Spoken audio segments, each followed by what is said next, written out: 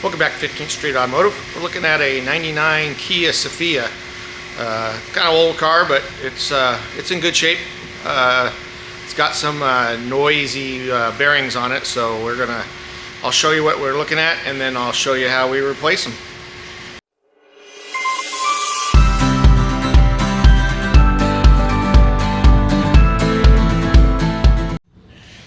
Alright, so this is the front wheel.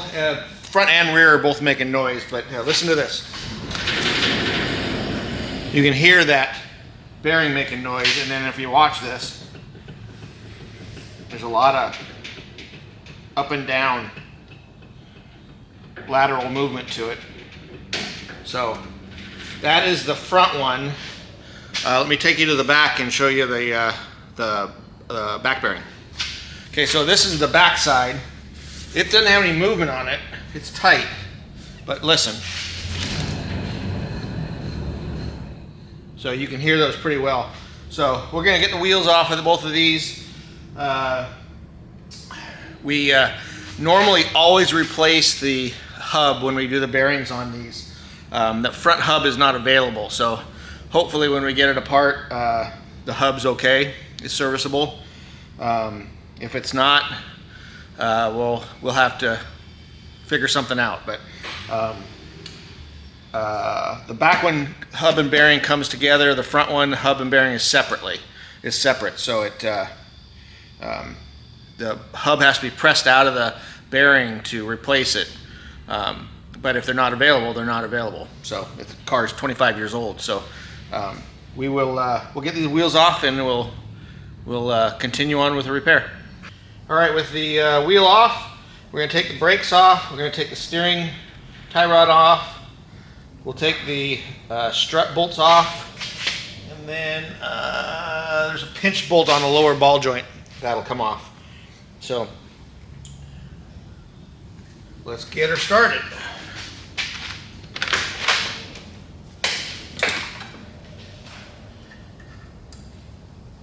Tie rod has a cotter pin and a nut, looks like about 17 maybe.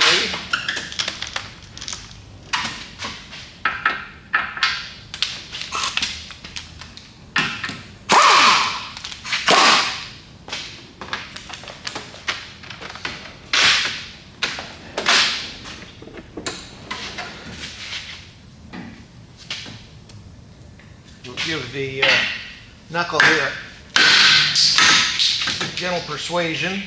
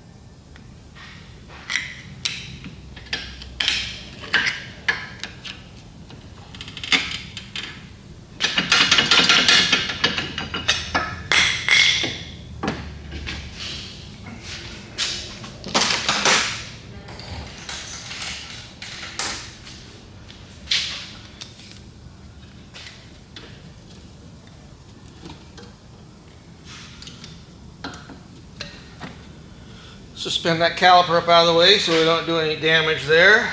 Now we got to take the bracket off here. That looks like about a 14.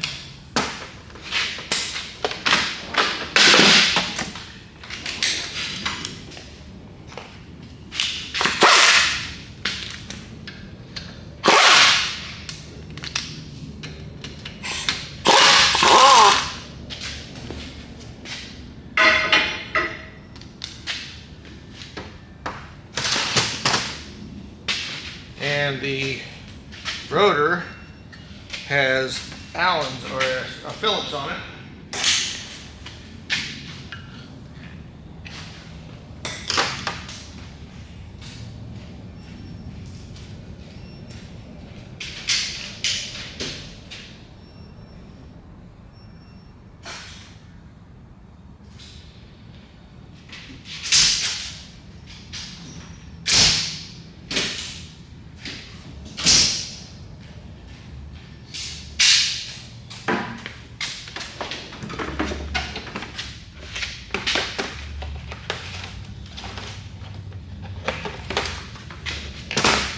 So to get these Phillips off here, they're pretty tight and they're large. They're probably like a Phillips 3. So you use an impact driver on it.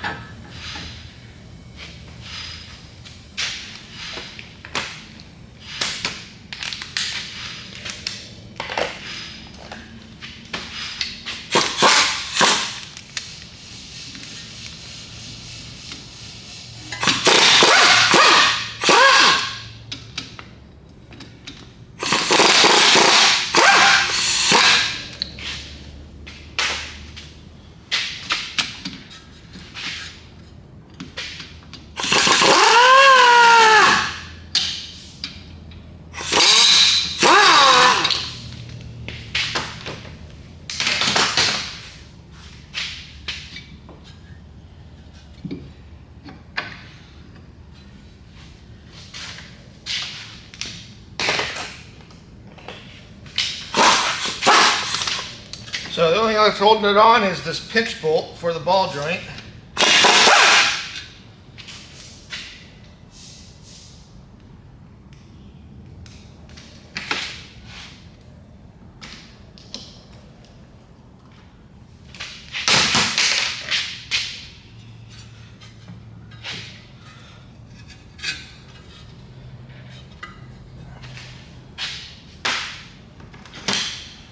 Now we can should be able to just lift it off of that ball joint.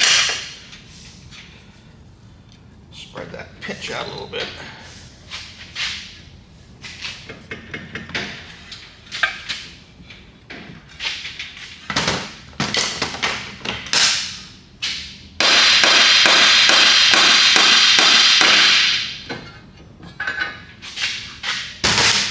So now the knuckle's off.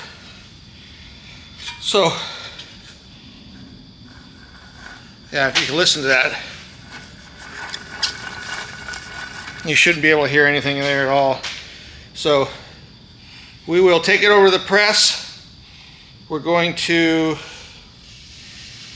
mount this up like this, press that hub out of it, and then there'll be a snap ring probably on this side.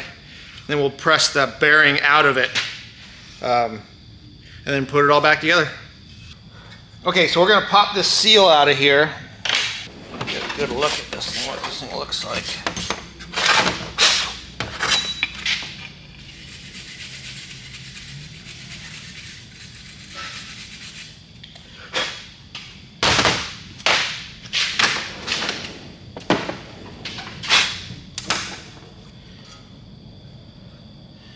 It doesn't look like I'm going to be able to get it out of there without damaging it.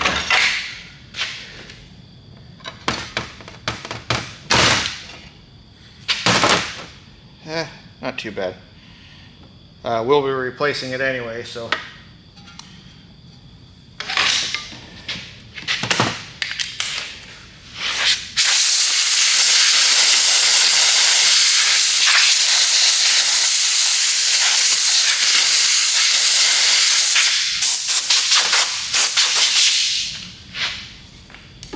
Okay, looks like the snap ring is going to be on the other side because there is no snap ring in here. Normally we would see a snap ring, but it is on the other side and it'll press out. The hub and the bearing will press out the other side. So what we'll do is we've got a mounting fixture over there. We'll mount this up, holding it up like this, and then press the hub out. We'll press the hub out, and then we'll take the snap ring out once the hub is out, because the snap ring is going to be inside of that area right there. We'll take the snap ring out, and then we'll press the hub out, press the new bearing, or press the bearing out. Then we'll press the new bearing in, put the snap ring in, and press the hub back in. Hopefully this hub is okay because they're not available. So we'll know here in a few minutes.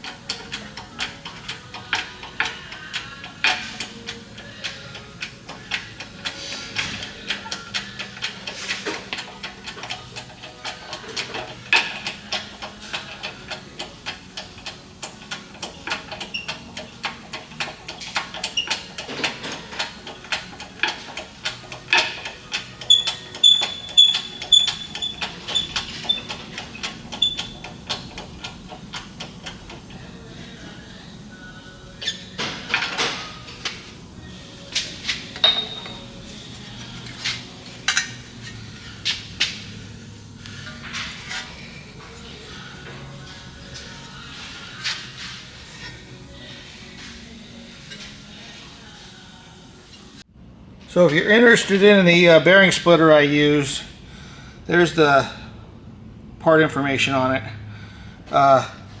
Pretty awesome set. I've only used it a few times, but man, it comes in handy. Nice sharp splitter jaws in there, and then you got the forcing screw to clamp that thing down on the bearing, and then you pull it up with a puller. I mean, they screw right into the holes here and pull straight up. It's a pretty sweet kit. I've had it for years, I just don't use it very much.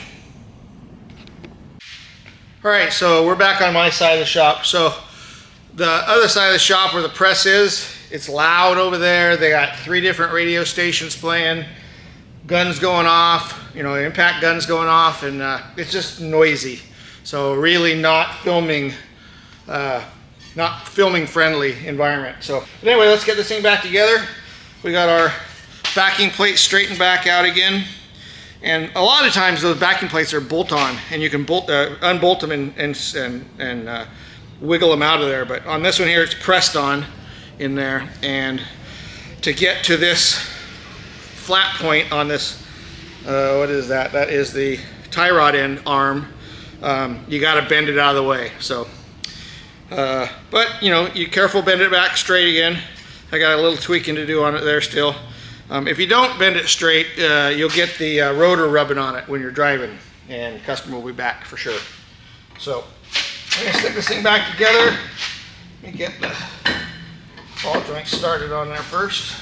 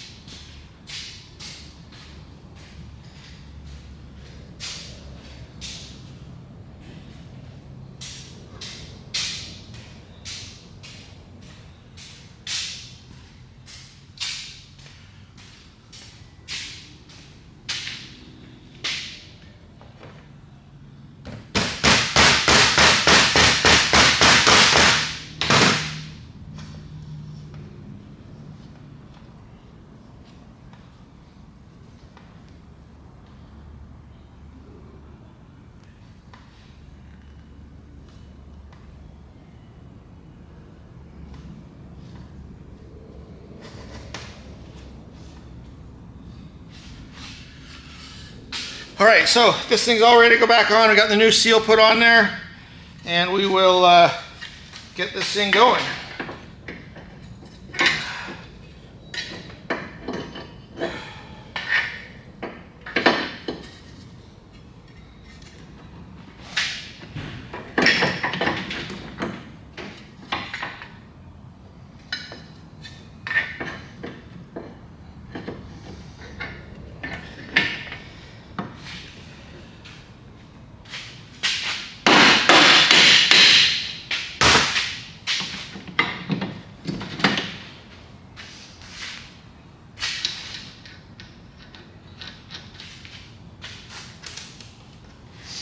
Put the lower ball joint pinch bolt in here.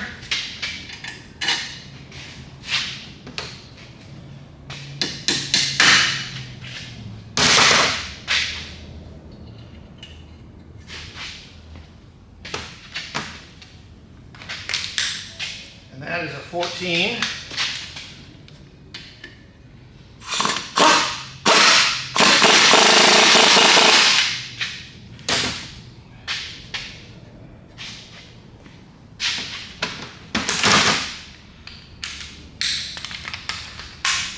I'm going to zing it on with the gun and then we'll torque it as soon as it's on the ground.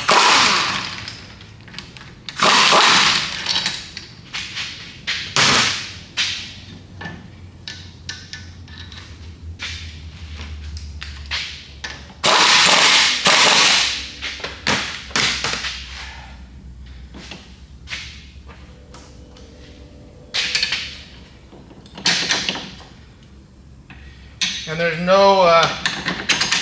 no eccentric in the strut for alignment, so it only goes back on one way. So really, there's no reason to do an alignment on it.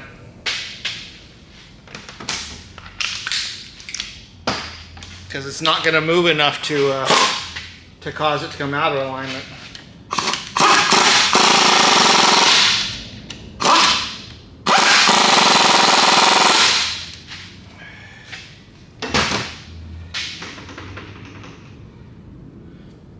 Okay, we'll get the rotor on there.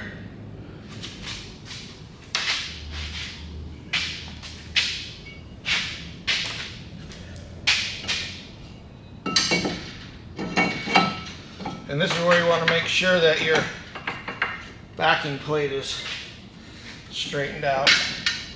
So yeah, it's hitting back there. So do a little tweaking on that.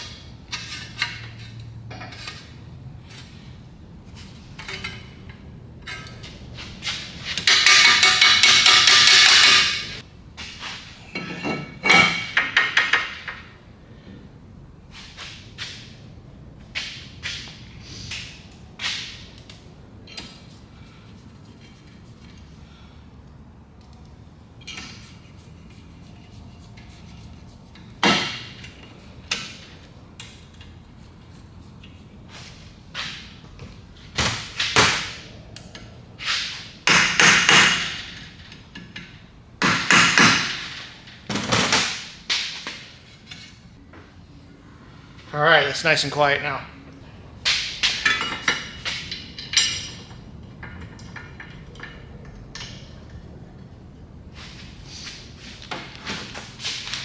Back to the 14.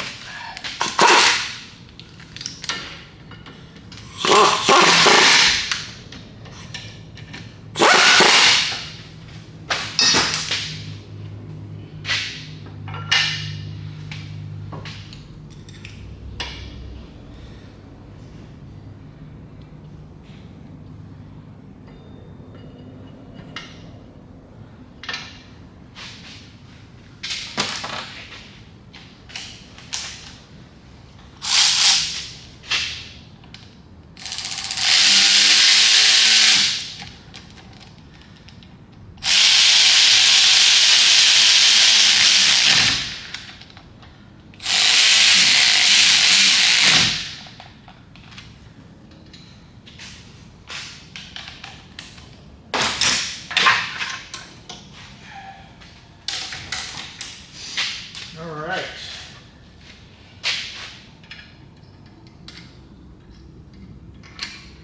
Springs and caps.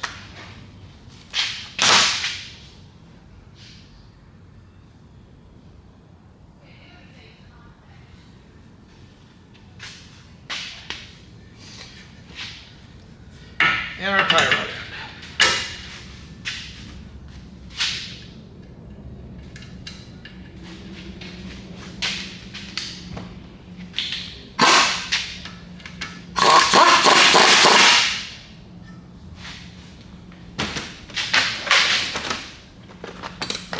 Fresh cotter pin.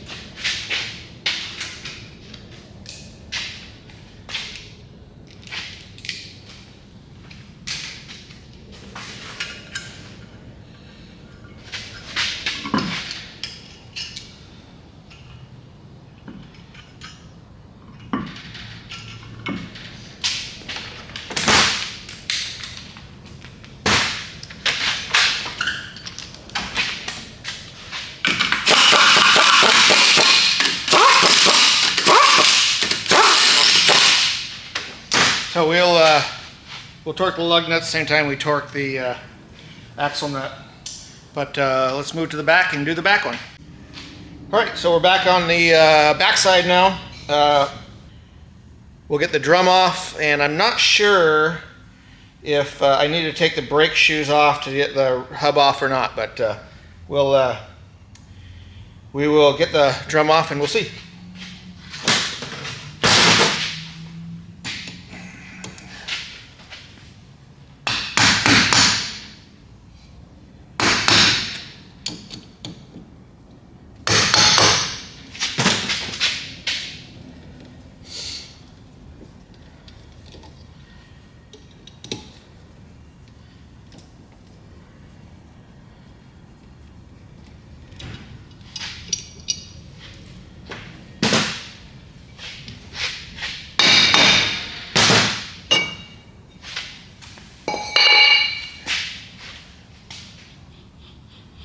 Nope, doesn't look like I got to take that off to get the hub off. Looks like just the cap there.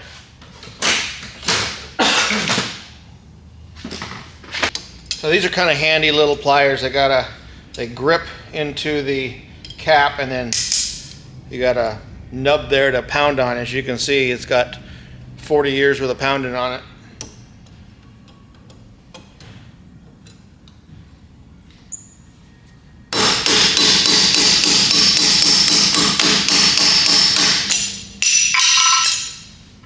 So it gets it off and no damage.